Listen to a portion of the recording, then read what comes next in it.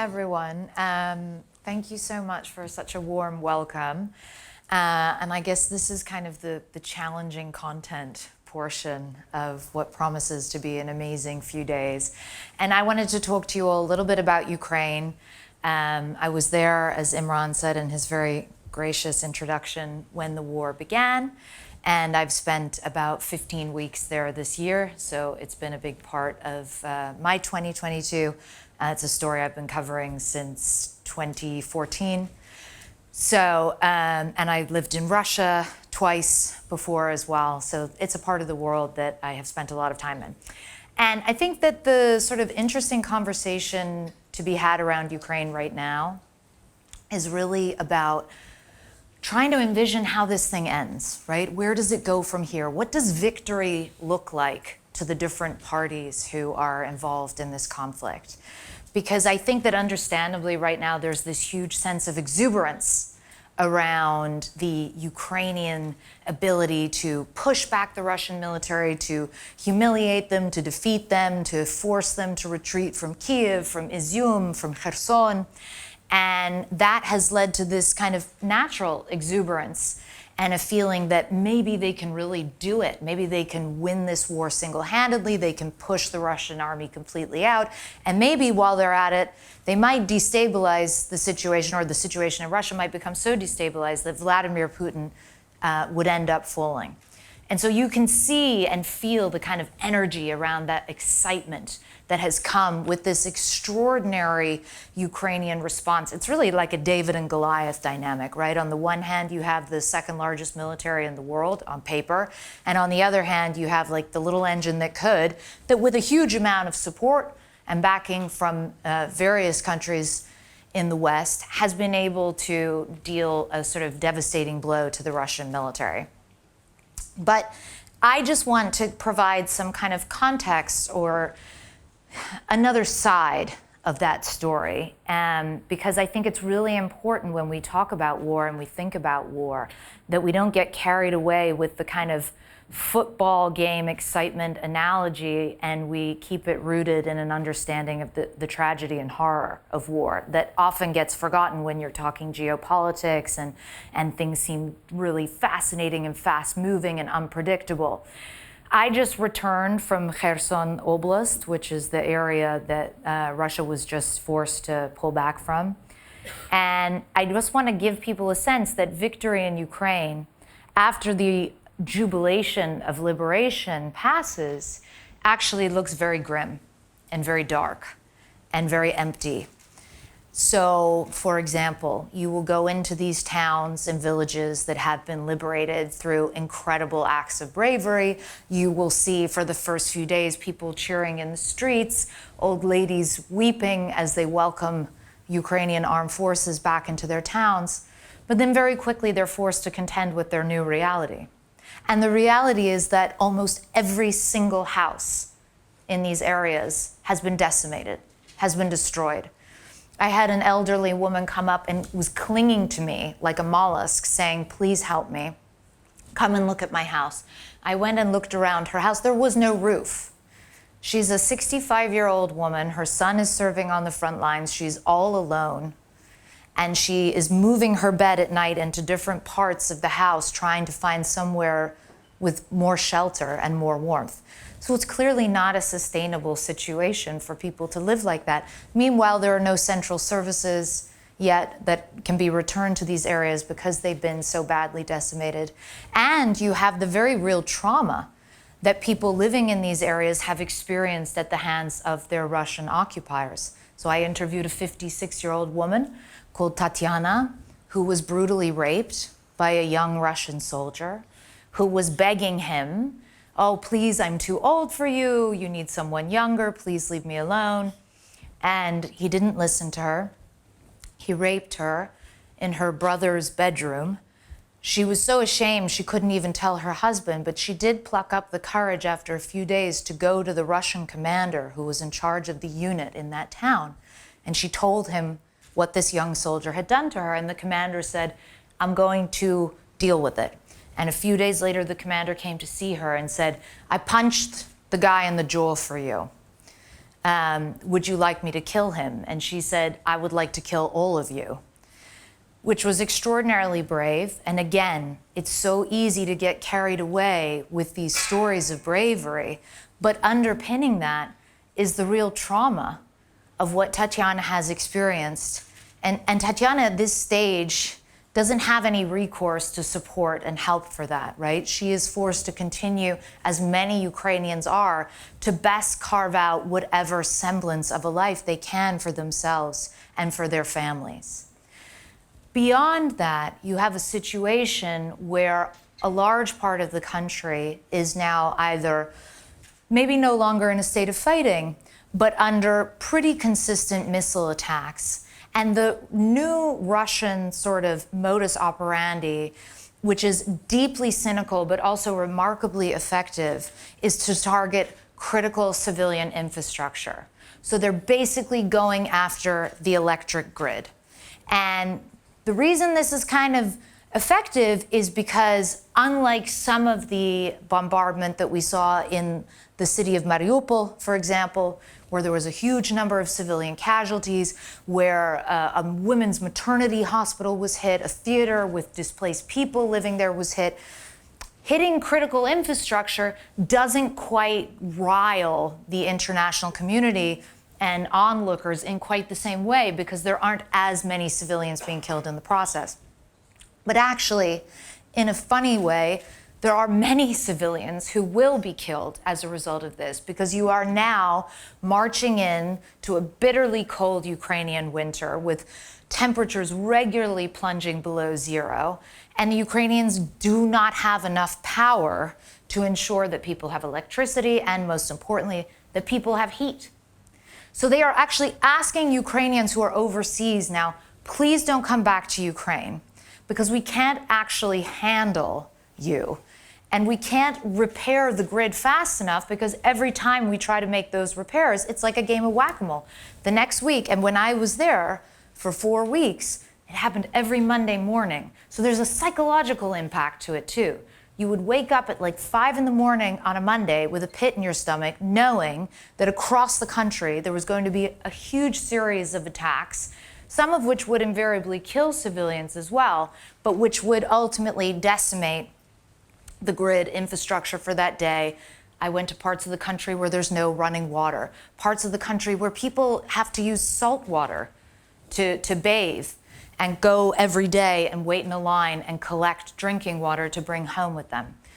So all of which is to say that while there is no question that Ukraine is, in a sense, winning this war, it is coming at a very bitter cost, and a very deep, deep cost to the Ukrainian people. So you can understand why, when the Ukrainians are urged by people to sit down at the negotiating table and have a conversation about a negotiated settlement with the Russians, why they're not really in the mood to make concessions. But I can also tell you, after covering war for nearly 2 decades, that the vast majority of conflicts only end through negotiated settlements. And so you have this kind of paralysis. Now, on the other side, you have Russia, which I think it's fair to say at this stage can't really turn this around militarily into something resembling an outright victory. But don't forget that for President Vladimir Putin, this has become an existential issue. He understands that he cannot lose, because if he loses, he's done, very likely.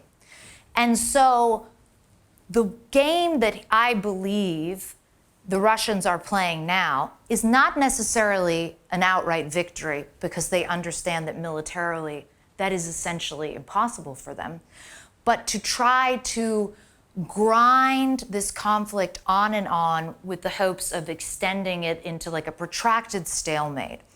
And the reason they want to do that is because they are banking on the fact that the Western backers of Ukraine and the Ukrainians themselves will ultimately have a lower pain threshold than the Russians do. because the Russians have been really indoctrinating Russian people into buying into this idea. This is an extension of our mission in the Second World War. We're ridding Ukraine of the scourge of fascism and Nazism. And so we need to be willing to suffer. We need to be willing to struggle and to keep on this mission. And that is something that historically has actually really appealed to the Russian psyche.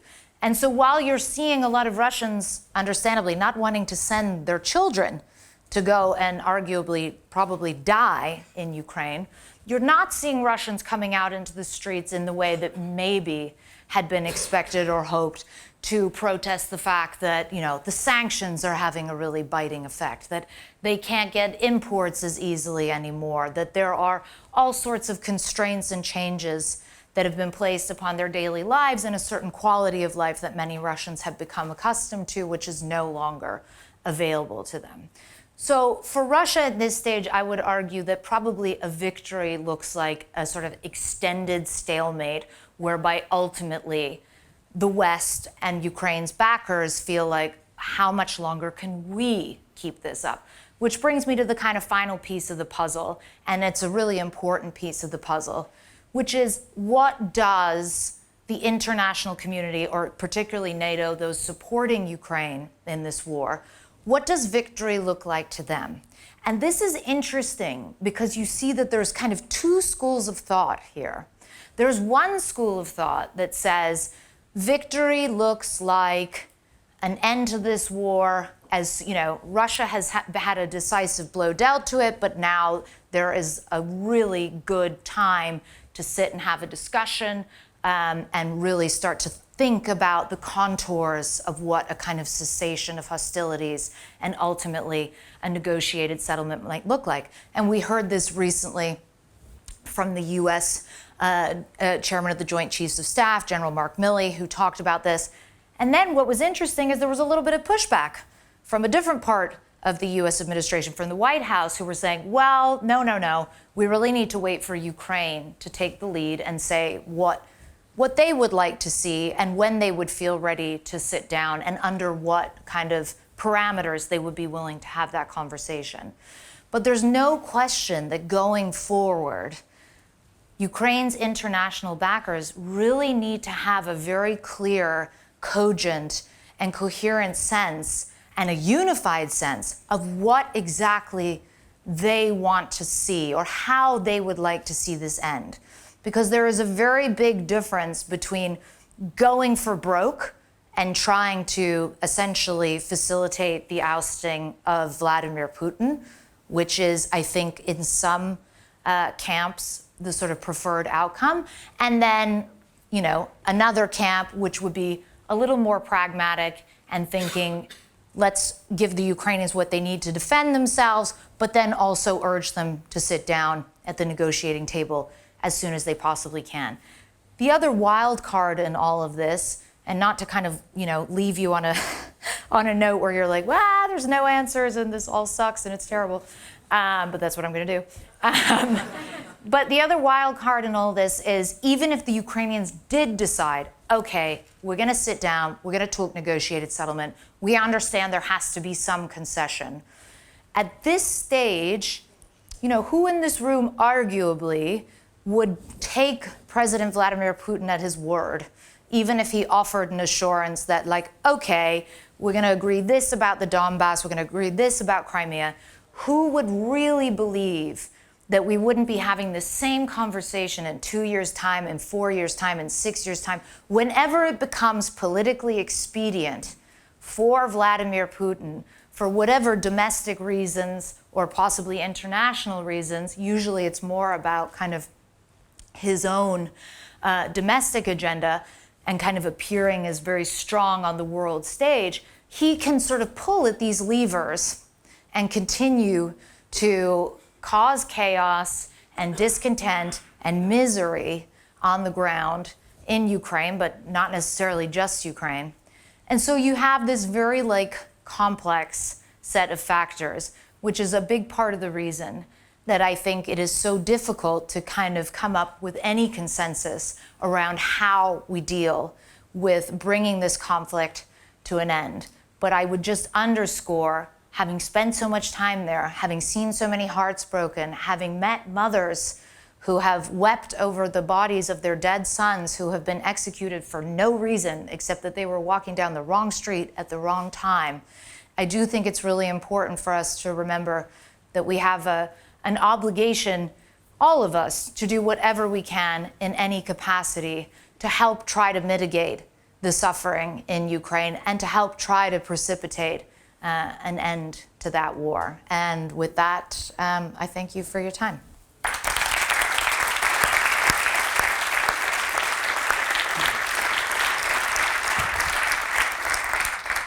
So, as you can see, we're having a little trouble with our screen. So we need to do what we all do with our phones when it doesn't work. We're going to reboot the screen. While we're rebooting the screen, Clarissa, I have a few questions for you. Yeah. One thing that you and I discussed over coffee the other day was whether this war was avoidable. And, you know, I've read and heard a lot of feedback from other parts of the world, from people with, you know, a different perspective, that had NATO and the US and the European Union not encroached so much on the buffer zone that is Ukraine and kind of created this almost a threat, you know, against, you know, this buffer area which, you know, Putin had been kind of hanging on to. Could the war have been avoided? I don't... Maybe do you agree with that point of view? And then two, could it have been avoided? So I would just say, look, there is a sort of a view, and it's usually kind of popular with Russians in general, that this is really about Russia attempting to recalibrate the existing post-Cold War European security agreement and the balance of power, which they felt was stacked very unfairly, not in their favor, was sort of carried out in an underhanded way at a moment where Russia was on its kneecaps in the 90s and weakened and humiliated.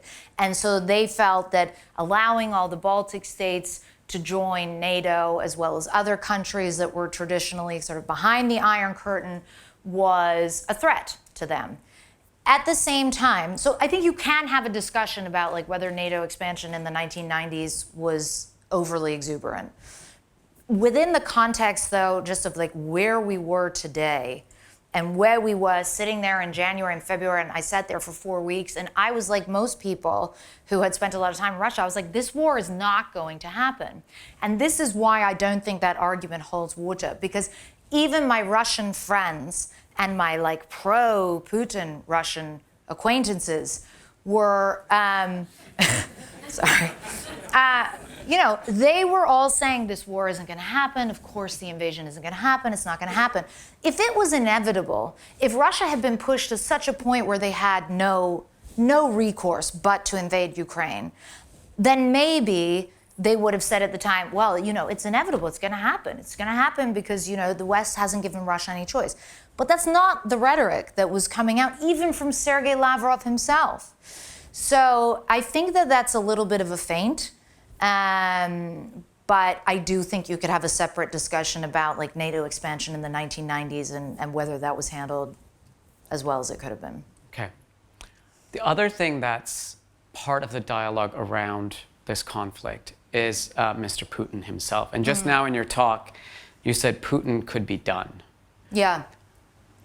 What did you mean by that? And what's the circumstances that could lead to Putin's, you know, very entrenched position at the head of this, you know, government? You know, what would it take for that to change? Yeah. Well, I would just say I'm always wary. I think sometimes in the West we wear rose-tinted glasses, and anytime I'm not in Ukraine or Russia, I read articles. I'm like, wow, Putin's really on the ropes, man. It's really, and then you go to Russia or Ukraine, you're like, oh, okay, well, sort of. And it's because it's always more complicated, it's always more nuanced, and it's always more layered. The reality is he is facing the greatest challenge to his power in the more than 20 years since he has been in control. He has been weakened by this war, by the failures of this war, by the failures of the Russian military. However, we have all seen how dictators and despots can cling to power for extremely long periods of time, even when their popularity is on the wane, even when they face threats from within their own inner circle. The only other thing I would just be cautious about, you get carried away in the moment of like, wow, maybe Putin will really go. Well, the next question is who comes in Putin's place?